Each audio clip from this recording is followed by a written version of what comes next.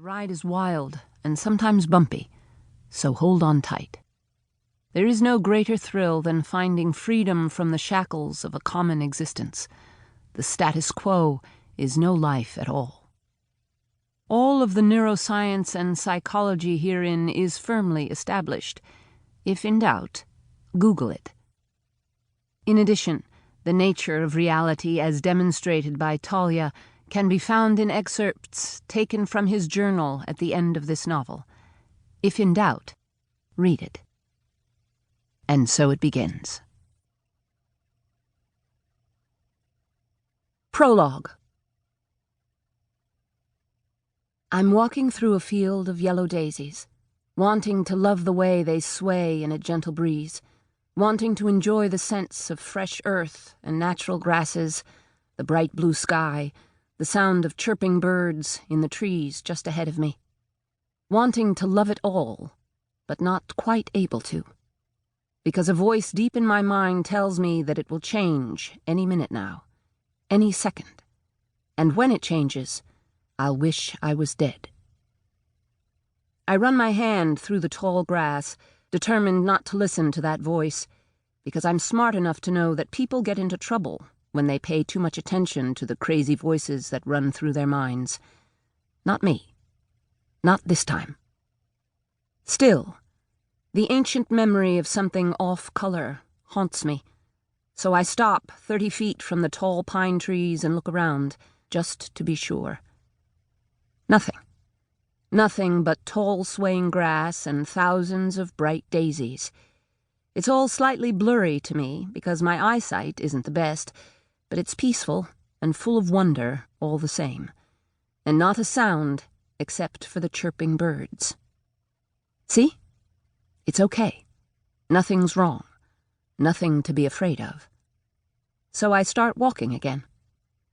I make it 5 steps before that distant dread finds me once more, insisting that something really is wrong. Terribly wrong. My house is through the trees, maybe 100 yards away, and I decide then that I have no business being out in the field. God only knows what could happen to a girl walking alone in a field.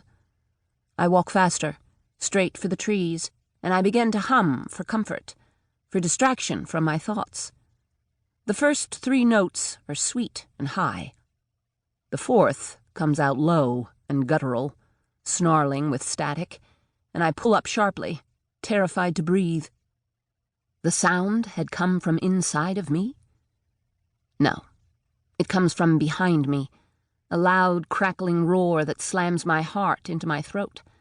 I spin toward the house and tear for safety with a threat at my back, gaining. I sprint through the trees, running without thought of the ground I'm covering, praying I'll make it, desperate. Just before the roar reaches me, I crash through the front door and slam it shut. For the briefest moment, I think I am safe. But now I hear a sound behind me, a soft chuckle. I jerk around with the door now at my back, and I see him. A tall man with slicked back hair and penetrating red eyes. Shadow Man.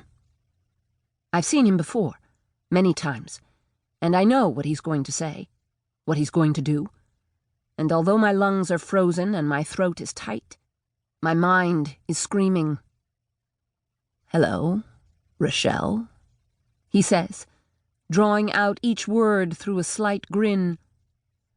"Do you know what 7 times 7 is?"